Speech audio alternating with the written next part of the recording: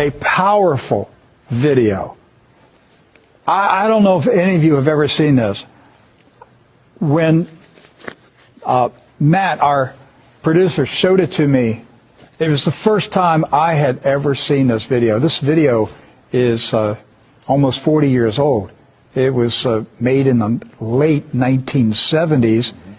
It is a CBS interview with the late Mike Wallace, father of Chris Wallace, right? And Mike Wallace is Jewish.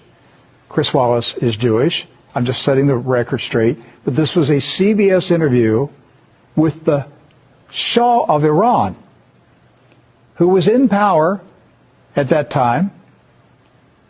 And he made some comments about the power of Israel in America. This is, again, the 1970s. Jimmy Carter was in the White House. Watch this video. It is shocking. It's an eye-opener.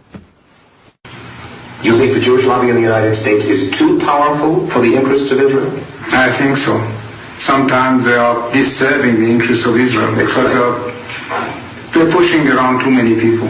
Why would the President of the United States pay attention to that lobby? They are strong. Strong in what sense? They are controlling many things. Controlling what? Newspapers, medias, Your Majesty. banks, finances, and I'm going to stop there. Well, now wait just a second. You really do believe that the Jewish community in the United States is that powerful? They make the media reflect their view of foreign policy? Mm-hmm. Yes. They do not report, we do not report honestly? Don't mix things, please. I don't say the media. I say in the media they have people.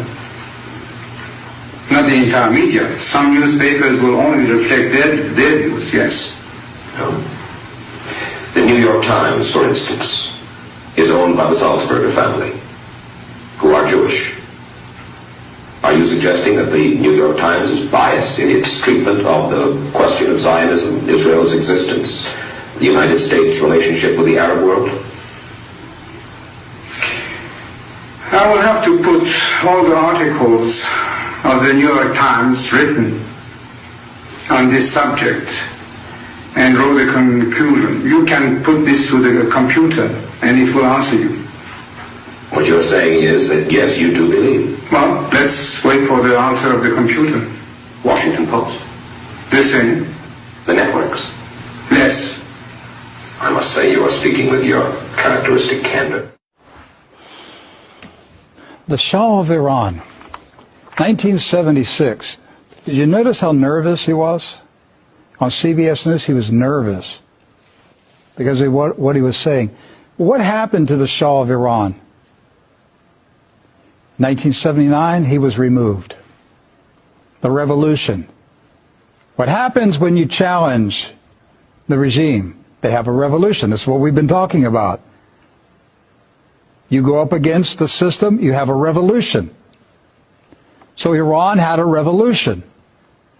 They had the revolution because of that interview on CBS News.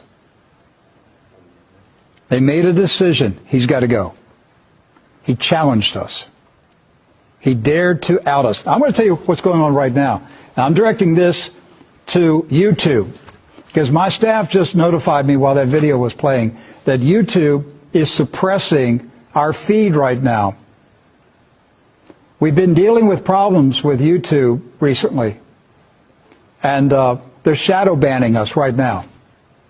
We typically have 1,000 people watching the live feed. Right now we have 12. Okay. Typically we'll have anywhere from 8 to 15, 20,000 people who will watch the video on YouTube after it's posted for a video on demand. We'll see tomorrow what the numbers are. But right now, they are suppressing True News.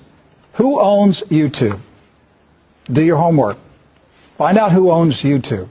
Follow the trail. You can't criticize, you cannot criticize the Zionist beast. You can't do it. That was the Shah of Iran. Where's he at today? Dead. He's dead.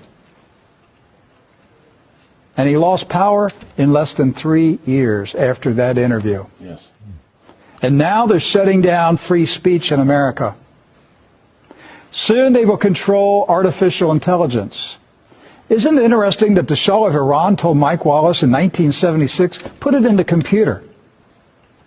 Had you ever heard of anybody in 1976 say, put it into the computer, see what the computer says?